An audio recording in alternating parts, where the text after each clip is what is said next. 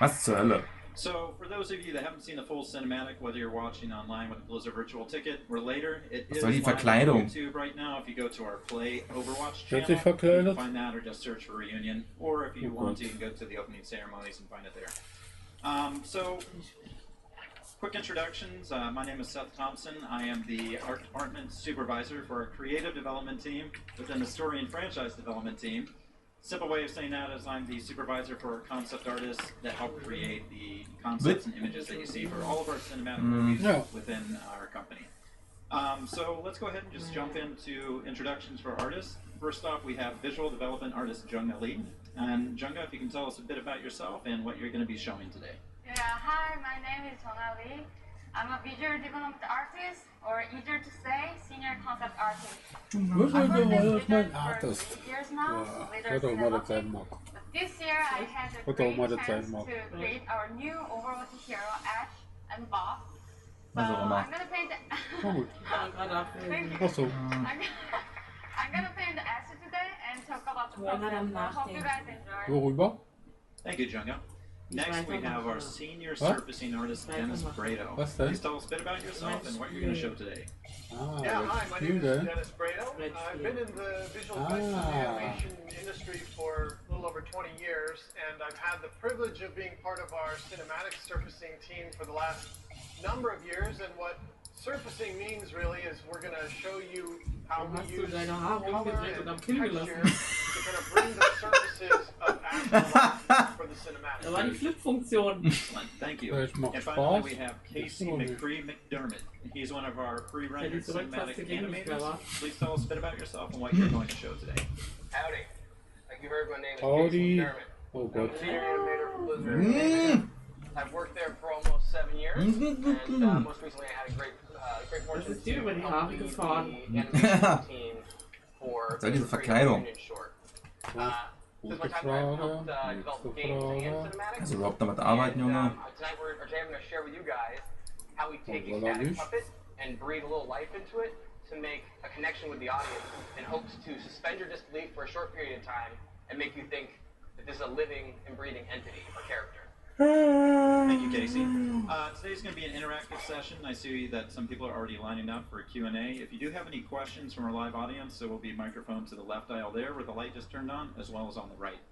And before we do start taking questions, kind of wanted to share some cool little things that happened during the process of this. As Junga mentioned, she not only had the opportunity to create the concept for the cinematic character, but she also created it for the Overwatch video game. And that's one of the really cool things about working in our department and creative development. We get to work on all of the different IPs, whether it's Warcraft, StarCraft, Overwatch, etc. So I think this is the first character that was actually concepted and created that was not coming from the game team. That was done by one of our artists. And if I'm correct, I think you have some concepts that no one's seen before from the early process. Maybe you can show us those and talk a bit about those. Yeah, actually, I think some of you guys already seen this yesterday, but I brought some concept. So this is a very initial concept of Ashe and Deadlock gang members. And at the beginning, I tried to match their style and color with McCree, because McCree was one of them. McCree. So they look like Western style owl here, but we decided to try something different because they look too similar to McCree. So for second pass, I tried some black leather and red color as an accent. So it's kind of combination of Western owl and Barker game. And as you see, Bob is already the same as the final design, and everyone already happy at this point. So this is almost final concept of Ashe. Damn. And as you guys see, Ashe had a long hair before. I really like this long hair, but because of animation budget, we decided to cut her hair. So You heard that right. I think it's Casey's fault we had to cut her hair. Maybe he can tell you about that a little later. yeah, so that's how Ja, our das fällt so final langsam is auf, now. ne? So at the opening ceremonies yesterday, it seemed like everyone really liked Bob. Weil sie es irgendwie nicht so wirklich bei ihren Charakteren immer so wirklich was mit langen Haaren haben, weißt du? Und wenn, dann sind sie immer alle zusammengebunden. Ja, wegen der Animation und den Dings. Ja, aber trotzdem ist doch irgendwo ein bisschen... Ja. Mama, wollt ihr euch nicht einfach mal der Herausforderung stellen, mit offenen, langen Haaren irgendwas mal zu machen? Manchmal schaffen noch andere auch. Was ist denn los mit euch? Yeah, this Lieber is nicht the fragen, die wissen very nicht, wie es beginning geht. of the Mhm. game. Du weißt I doch. just, Die this können is einem nicht one weiterhelfen. for Genau. rough sketch, and I Das started Problem ist with, bekannt, aber wir black können nicht colors, helfen. and I'm gonna render her basic shape of her face. And maybe we can Yes. switch over to Dennis and take a look at what he's up to. And Dennis, can you also tell us a bit about the software that you're using? Yeah, the software I'm using is called Mari, which if you're familiar with Photoshop, it's very similar, with the exception that it gives me the ability to paint fully in 3D. So once Junga creates the concept, this goes to our modeling department. So, das Modell sieht davon They unheimlich actually aus. sculpt this model for us. In this case, I'm just looking at the head alone. Sieht dann aber komisch aus. They Wie... sculpt this model and then we begin to Ausdrücke block in alles. colors, Ja. and then we block in the surfaces and what they look Ist halt like. so. And Mari gives me the ability to paint in layers and all the things that I would be used to in Photoshop, but as you can see, I can move the model around. I Als can käme es turn von sonst wo. objects on and off, like her hair, her costume, things like that, and decide what I want to paint on as I work. Great. Thank you, Dennis. I believe we have a question over here on the left.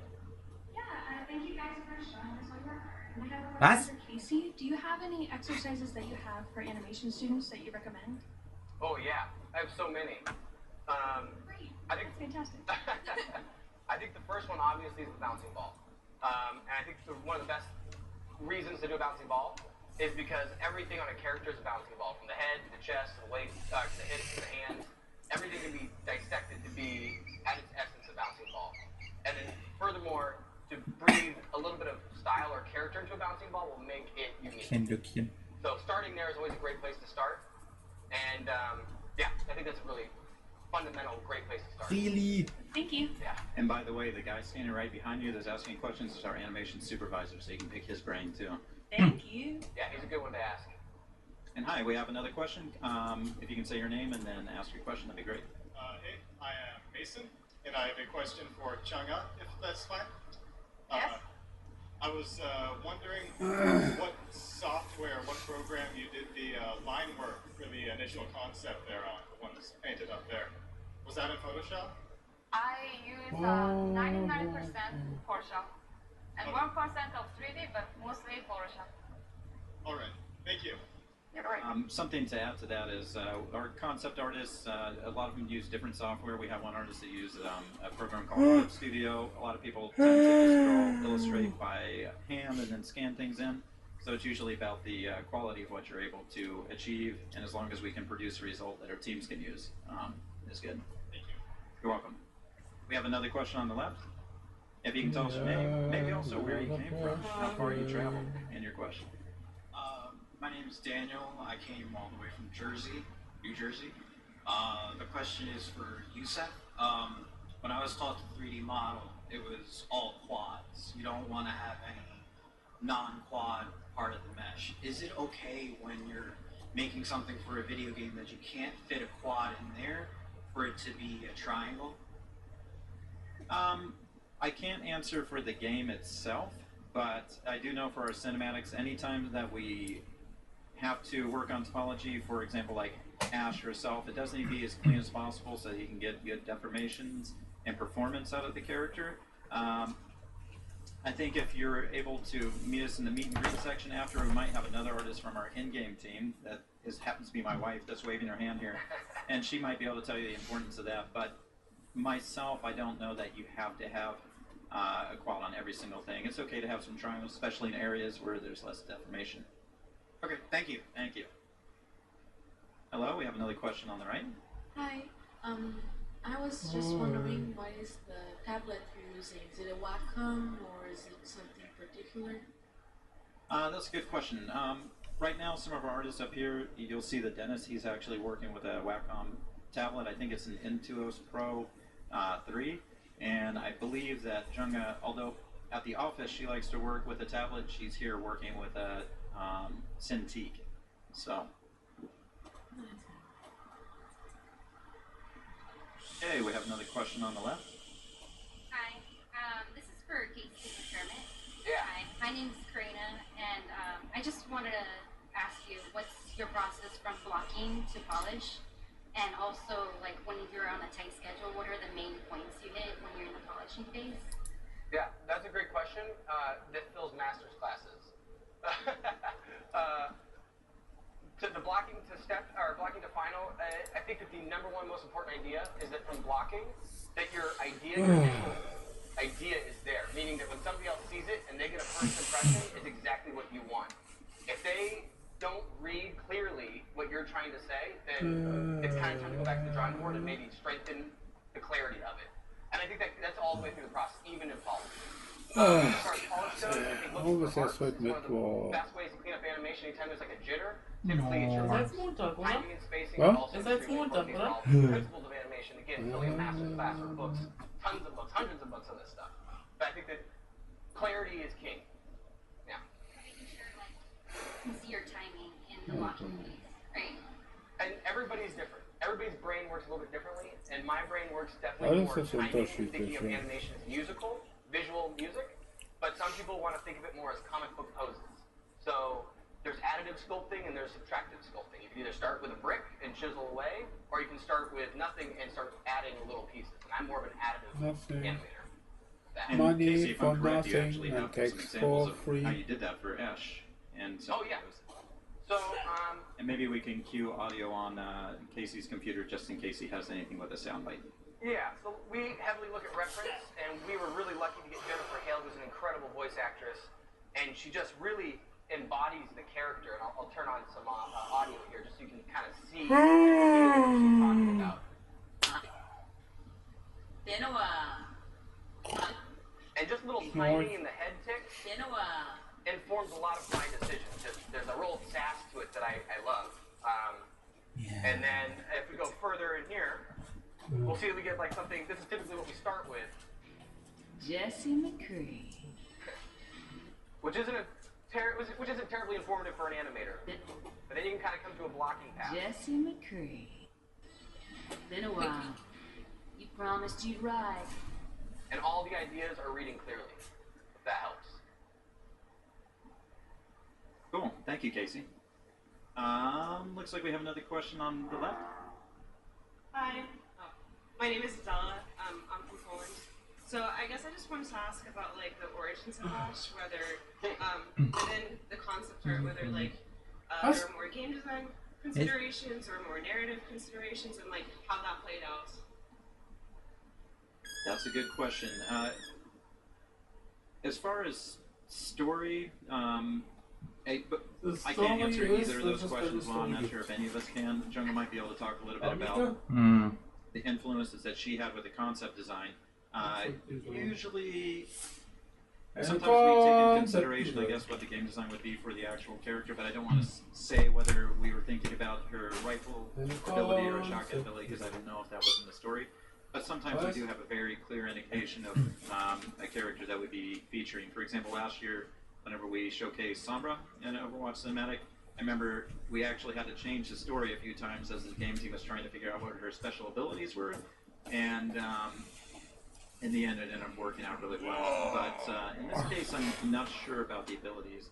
But Junga, do you remember anything that was interesting about maybe some of the ideas that the director Jason Hill was giving you, or feedback from the game teams that helped you develop the character?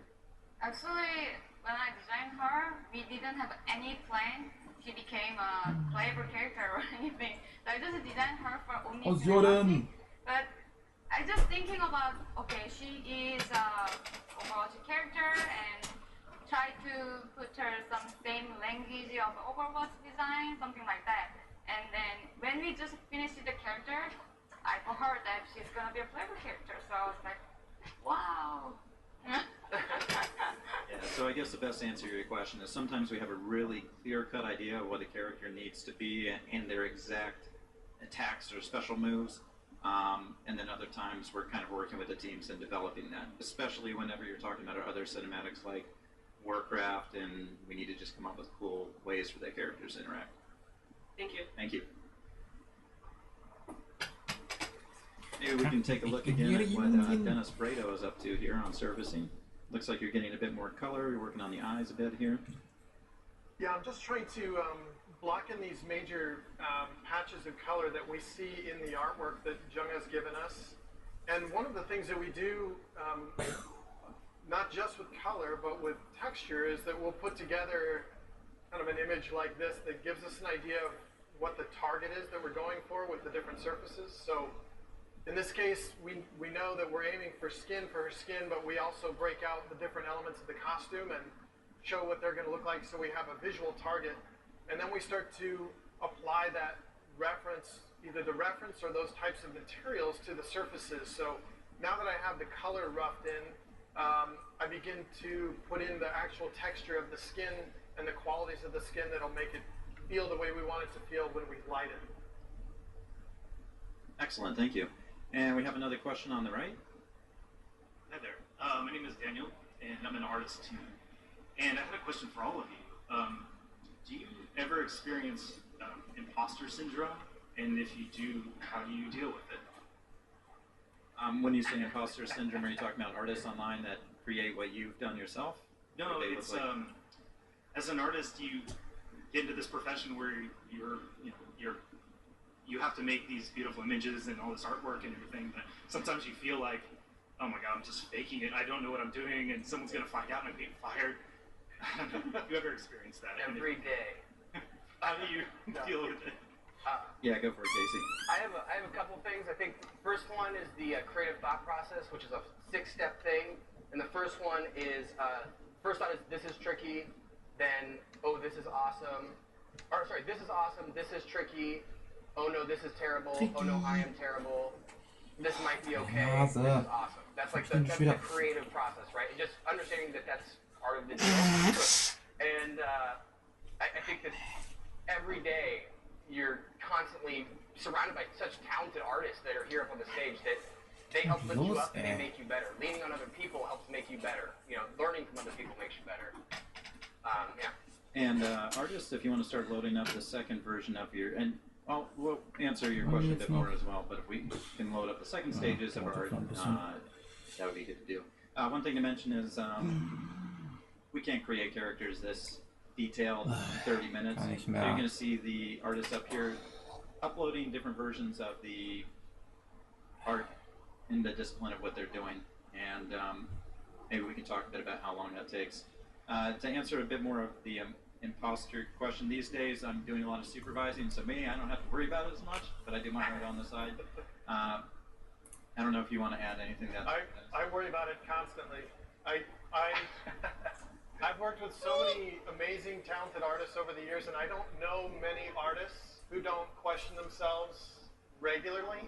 I think artists question themselves all the time. When you work with talented people, you question yourself more. And I think Casey had really good advice, which is, in some ways, just embrace that. Part of that is your drive to be the best that you can be. And part of that is you work with great people, so let them give you feedback. Let them make you better at what you do. And over time, you'll find that there are things you really excel at, and people will come to you for advice. And the greatest comfort that I have as an artist is that artists that I really admire and respect don't think they're that great. And that gives me hope that we're all that way a little bit. We're just wired that way, and we push through it, and we do our best to make great artwork. I also have one more saying that helps me deal with that. It's and this is something I live by. It's cream rises to the top, but a turd floats too. And so my whole life I've just been floating along with all the cream. And thank you to everybody for helping me float.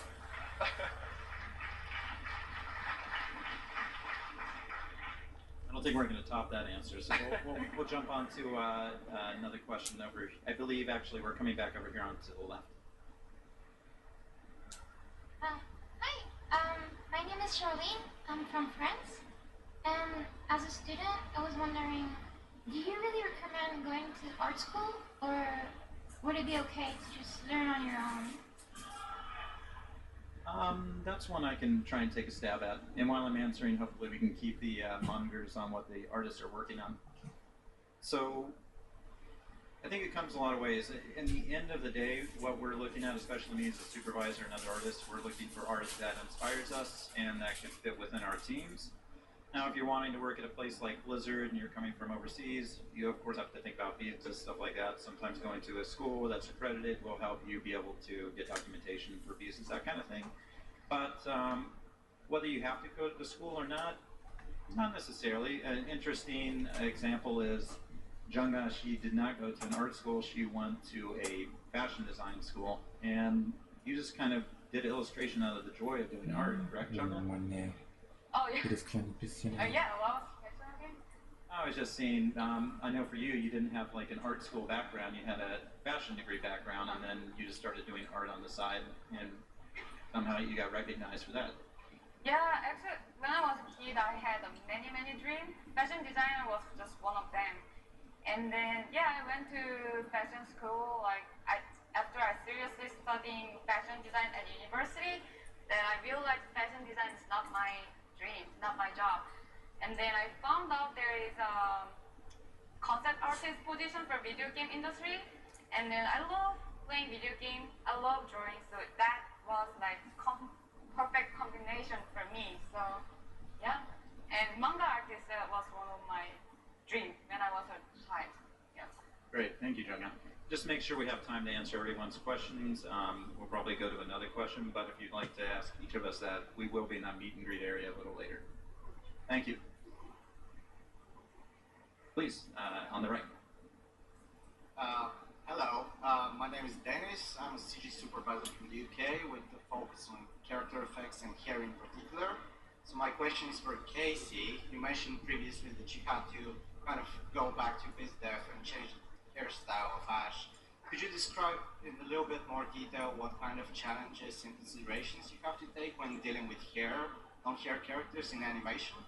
Yeah, oh man, we have a ton of trials and tribulations. I think if you look at this model here, we don't see individual hair strands, we see just a volume or a shape. And animators are in charge of handing a lot of, if you have a specific idea in mind of how you want the hair to flow, then it's kind of up to us to put that in there and to animate the hair ourselves. So that's a lot of the problems are penetrations, shape, volume, and then when we finally see the render, all of a sudden we're like, oh man, that does not look like we had initially anticipated. So it's a lot of back and forth, but open communication with the people who are rendering and simming, additive sim on top of your hair is crucial, because without it, everybody's gonna be in the dark. So it's really a lot of communication. All right, thank you, Casey. Before we take another question, I just want to show what Dennis is up to here. He's doing something pretty interesting where it looks like you're using some photographic reference and putting it onto your character. Yeah, exactly. When we think of surfacing a character, we tend to think of color. But the truth is we have to describe every part of that surface and what it would feel like if you were to touch it. So, especially on a character like Ashe, where we get very close to her face, you'll notice in the cinematic, we wanted to make sure that there was some believable, lifelike detail Mann, to ist her das schrecklich. face. And so we take some photographic reference and we manipulate it a little bit, and then we apply it to the face to give the indication of pore detail that you might see in the skin. Ja, ich hatte dafür keine Geduld einfach. As we go, but we start to put in some photographic detail to give some indication of what her Da skin liegt would mir halt actually eben feel nicht. like if you were to touch it. Dennis, can you show what, for example, throw another lip texture on her cheek or something? Yes. Pull up that image. So what we have is we have a photograph here. So let me put her lips on the side of her face for a minute. Once it's there, I have the ability to preview it with and without, and I can erase parts that I don't want. And in this case, now she'll have two mouths. I think she might have another one over here. Actually, she's got quite a number of them. Was machst du denn da? Do it poorly. This is a perfect time to take another question. Hi, welcome back. Hi, my name is Julie. I have another question for Casey. I was just wondering, for Ashe has a lot of close-up shots, and for those close-up shots, do you still start animating from the hips or from a central point, or do you just kind of focus bust that? I think it's all up to the animator and what the scene is calling for. If the focus is on the eyes, then maybe there's no point in starting with the hips. Again, if you're trying to get your first pass, it's your first impression. And although the hips are important for a final polish, for me, I take into consideration what I want my audience to be looking at first. So, if in my blocking pass, the hips are going to take away from what I want you to look at, then I might not add those, but I will layer them in. Okay, thank you. And I also wanted to ask Steph, what are you dressed as? Oh, that's a good question. I'm not an Overwatch character. This is from the Warcraft movie. My wife bought me an actual outfit that Ando and Lothar wore. So Travis Bimmel, A-list actor, it's super comfy. I could sleep in this thing. So I just need a belt with the Onkel Lothar braucht dich. Lothar on Tiger, lion, and that'll be good to go. Awesome, thank you. Yeah, thank you. And Casey, one thing, since we're talking about animation, maybe can you showcase how you can like move our eyes and do different things so people here can see some of the cool tools that we're using? I'd be happy to. Let me just find a good frame here. Yeah, so these are all these lovely lines are controllers. We have pickers for this kind of thing, something that helps grab it. For now, we're just going to use this. Meine Fresse, And das sieht you can aus. just go as crazy as you want with this. Happy Halloween. And yeah, I mean, we can, let's just bring this over here. And I really want the super squinty. Oops, that's not what I wanted. I don't think this is exactly what you want to do. Mann, komm, veranstalte die jetzt nicht zu sehr. Mach einfach. This is probably a pretty good way to start. Yeah, it could be a good skin for next Halloween or something. We'll see. All right, another question on the right. Hi, I wanted to know how you deal with technical issues or maybe problems translating from 2D to 3D, and if you, how do you discuss that as a team going from one part to the other and resolve those issues? I might be able to answer that one. I used to be in our production pipeline for quite a while. Casey is still having fun up here. Yeah. You gotta be real careful, otherwise you end up with something like that. Look what you started. Especially if we draw. It's crazy. You know, it's interesting.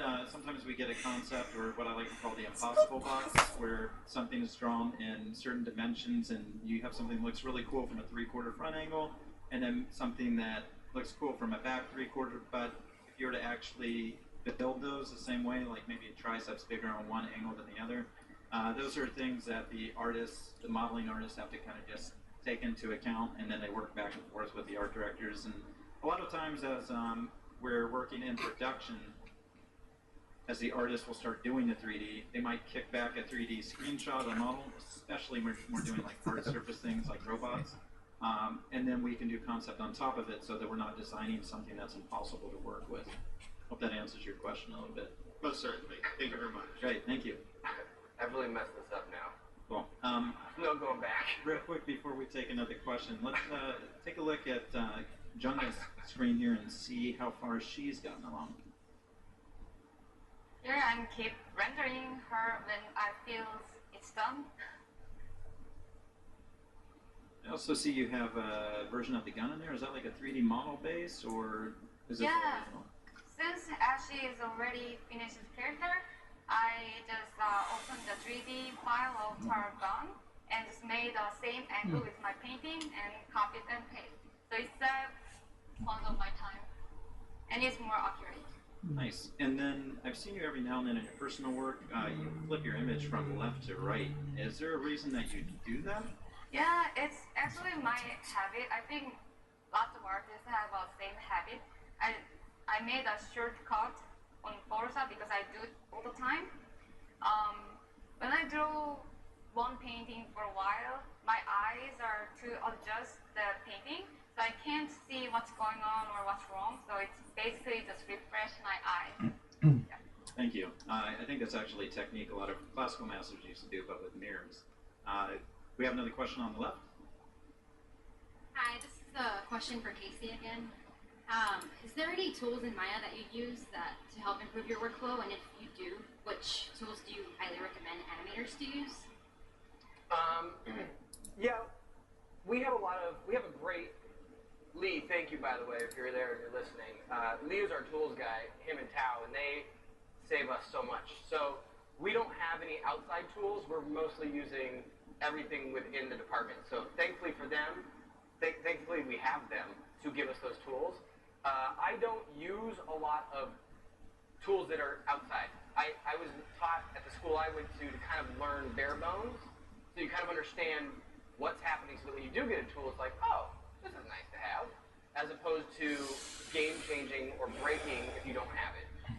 So learning how to learn the bare bones of a program is probably a good way to start, and then layering in your tools as you go is a wise way to do it, because then you understand why you're using the tool, or what it's doing. Great question. Sure, and just before we do that, artists, if you want to start loading up the final versions of your art, we have another 12 to 13 minutes. I noticed that you're working with just like the skeleton, and then you're working with a separate camera. Because it's just a set camera frame, do you worry about the body weight at all, or are you just working how it looks in the camera? Oh, of course. Yeah, you're definitely concerned about, it all has to be cohesive. One motion leads another motion, which leads another motion, and if there is no cohesion between muscle and body parts and flesh and bone, then it's going to look unreal, and that's the suspended disbelief that we're aiming for, so that you feel like what you see on the screen is living and breathing. If that's not cohesive, then we're failing, and it will take an audience out. And people, even though they're not animators, will be able to be like, that doesn't feel right. I don't know what it is, but it doesn't feel right. So yeah, definitely. Okay, so we have about 12 minutes left in our panel. We may not be able to get to everyone's questions. Again, I'll just remind you, we will be in the meet and greet area. We still want to be sure to show some really cool art that we're doing here. So really quickly, if we can take a look at what Dennis is up to, it seems like you're starting to get a lot of texture on the characters, and maybe you can talk a bit about that as well. Yeah, I'll show you really briefly. What you can see here now is the combination of our color pass and the surface pass.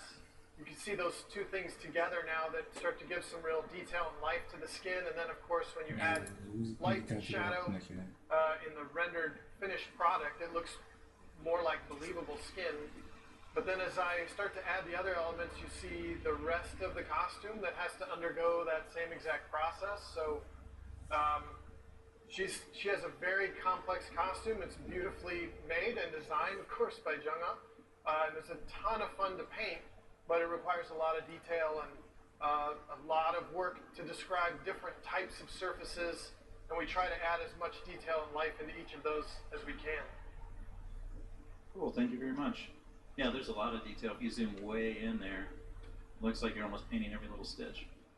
Yes, trying to do it quickly, but we try to indicate all the stitching and all the things that you would see, but in a simplified style, which Overwatch has. Thank you, Dennis. All right, on the right, we take a question. Hi, I'm Doss. I'm just from here, LA. Sorry. First of all, I want to say Ashe looks absolutely gorgeous. Like, be still my beating heart. Just, my question is, what's been the most challenging Overwatch cinematic that you guys have worked on so far? I think everyone would have a different answer for that because of the complexity of the different things that are happening. One might have more animation, etc. I used to be on our environment modeling team, and I would say for our team, probably the most challenging one was the Bastion one back in the day, because all of those environments, all the forests, everything had to be interactable, moving, original designs. That was one of our hardest ones we did, whereas a lot of our other cinematics would take place within the actual environment of the game, much like in Reunion, the Route 76 map, and we can take a lot of the assets from the game map and then just up-res them a bit and use them. Any of you guys, maybe from the animation side, and if we can just answer this one in like 20 seconds or less, any that were challenging for you? I think they all, like you said, they all pose their own problems. Bastion posed a big problem because we had to use a bird with lots of feathers, and that's hard to animate and to make look correct. May was challenging because she's a really cute character, and how to really stay true to that character is challenging. McCree was challenging because we had so many new characters, and we had to help define every single one of them and who they were in this world. So they all come with a different set of trials and tribulations or problems. And Dennis, for you, is there any interesting challenges on any of the Overwatch surfacing? Yeah, certainly May is a challenge because ice and snow are always tough to do for surfacing. It's hard to make them believable. Actually, the Ashe cinematic was really difficult because we get so close to the characters. And you'll see when you watch it, it's hard to create a stylized surface that holds up at proximity. And that was the challenge with this one. And Junga, any really challenging concepts for you within the Overwatch world? I love May thing because that was almost my first cinematic as a leader cinematic team, and I designed almost everything, so I was really like that cinematic. But I love, I would say, the reunion McCree cinematic because when I heard the concept of Ashe, I was so excited. Like, she was both of the Deadlock gang member, and McCree was one of my favorite characters, and she and McCree has kind of history together, so I was so excited. So I would say McCree, yeah. A cool little additional fact is Junga also designed, if I'm correct, the Arctic skin and outfit for May for the May cinematic. Is that correct? Yes. So if any of you are playing that, that was Junga again. Okay, you've been waiting patiently. Question on the left. Hi, my name is Eric, and I'm actually an aspiring surfacer. So for Dennis, especially I've been building environments, so I was wondering what are some good techniques of surfacing that you can use to make your environments more believable or lived in? Yeah, that's a great question, and we can talk about it more if you have time to come over. We can definitely get into that at length. I would say that the simple answer is observation. I would look at tons of reference. What makes a real environment look believable and lived in? So once you have those basic surfaces laid out, then you start to add in the grunge or the use or the destruction or whatever it is that you're trying to create. But add those scuff marks and those things that you see in real life. And the best way to see those is to observe them. So look at the types of things you're trying to replicate and see what's on the real thing. So I think we have a picture in our head of what things look like, but when you really start to observe them, you notice that it's not always accurate. So that would be my advice. Thank you. Yeah, thank you. One thing I would add to that, because I did environments and sets for like 15 years, passion of mine. Even me up here looking at this floor and the carpet and different things, I take photos everywhere I go. I use them for reference, figure out how to turn those into displacement maps. And, I think that whenever you have a great texture map that marries well with a 3D model, it's just perfect harmony. Do really well. So I think we have, thank you for your question. Thank you. We have time for one more question, and then we'll spend the remaining time with our artists seeing what their final art is looking like. If you'd like to come up and ask your question, thank you. Hi. What parts of the control rig help speed up the animation process the most? What parts of control rigs help you? When we don't have simulation on top of our rigs. But the more controls you start to add, the more controls you start to add, the slower it starts to get. So finding a way to make your controls as efficient as possible is a great place to start. We start to have controls driving other controls, and the more of those we add, the slower it becomes. We have cloth and hair and everything else, and all of those start to slow it down. So starting out with a very generic, simple rig, everything runs very smoothly.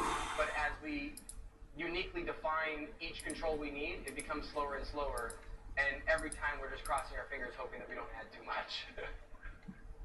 And do you add more because you want a balance of pushing the character expressions versus the efficiency? Yeah, and that's a tightrope walk. You're trying to get exactly what you want, and sometimes you need more controls. However, it is a balancing act because you add more control, and next thing you know, you go from 30 frames a second to 12, and then down to 2, and then you know you're in trouble. Thank you. Yeah, well, thank you guys. So we got about 4 minutes left, and Casey, since we're over on you, if we can take a look at your monitor, I believe you may have a video that kind of shows close to what. Wow. I kind of went off model. A finished version looks like. I'm a little off model, as you would say. And if we can enable sound for Casey's computer, And with a screen this. Yeah, here we go. Oops. Jesse McCrae. Been a while. You promised to be right. Jackson. It Jesse slowly gets McCrae. more and more refined. This was done by one of our awesome animators Been a named while. Keith Glass, and this is one of his later passes, and it turned out great. Jesse McCrae. He really helped find and define and push the shapes that we now know Ashe to be. So it's really cool. Been a while. You Thank you, Casey. I think the version they've been working on today is a little better than that one, but maybe we'll put that on a behind-the-scenes DVD somewhere. Okay, so maybe we'll take one more quick look at. That's amazing. Maybe we just stay on this the rest of the time. Let's switch over to Dennis and see what he's up to. Coming back to normal-looking Ashe, and I think this is probably what we were just looking at a minute ago, but it's almost the final touches here. Maybe what you can tell the audience is how long did it actually take you to service the entire character in 8 to 9 hour days of work? Yeah, the entire character, including the costume and her gun, we get about 3 weeks to do it. And that includes all of our revisions and reviews with the directors. So what we try to do is in about half the time, we try to complete the whole thing, get it in front of our supervisors and the directors, and make sure they're happy with the progress. And about half the time is spent refining once they see that initial pass. But you can see there's a lot of parts and pieces. And in this particular cinematic, we see a lot of it really closely. Her face, you may remember a shot that's something like this. So we're painting the back side of the heel of her boot, the laces, all those types of things. We need to refine those before the time runs out. Thank you, Dennis. And if we can switch over to Junga's Tempos fugit. Kind of to echo what Dennis was saying is it's definitely, you know, it's one thing if you're doing personal art at home or creating what you think Ashe is going to look like. That might only take you a week. But we have to do a lot of collaboration, one with our cinematic directors, such as Jason Hill on this one, or with the game team, since it's, you know, they're trusting us to come up with a really cool idea that's going to work within the game. So there's a lot of different people that need to provide different advice, and that's actually super cool. You get a better product in the end because of all these amazing creative minds coming together to help make these pieces. So, Jonna, it looks like this is almost done here, and you're going to be the one that we're going to wrap up with. So maybe tell us what you're doing here, the final things, and I think one thing I didn't ask was, do you use any custom brushes in Photoshop? I use this hard edge brush. It's just basic Photoshop brush, like 90% of time. And I actually downloaded lots of brush from internet, from another artist, but I always came back to this brush. So I think this is for me. And one final note for you, maybe trivia for the people here. How long would this take you to create from beginning to final render that we see? It really depends. When I do the personal art, I would say it never ends because I always want to be better and better and better. But if we have deadline, like for it's like professional art, then I have to match the date. Yeah. That's a good point. It really depends. Yeah, I think most artists here, and especially there's a lot of artists here that maybe one day, hopefully we'll have somebody working with us. Probably you're never done until you're done. So we want to say thank you for coming to our panel. We do need to wrap this up. Just another reminder for those of you in the audience, we will be in the meet and greet area for about 15 to 30 minutes. We want to catch some of the cool Overwatch finals, etc. And we're just going to close this by showing another part of the cinematic so you can kind of see what Ashe looks like after seeing all of these cool things and what it could have been if Casey had had his choice. Yeah. Thank you all so much. You guys are the reason that we're doing this, literally and figuratively. You guys give us so much energy and passion. We love that. So thank you so much for your time and have a great Blizzcon. Thank you.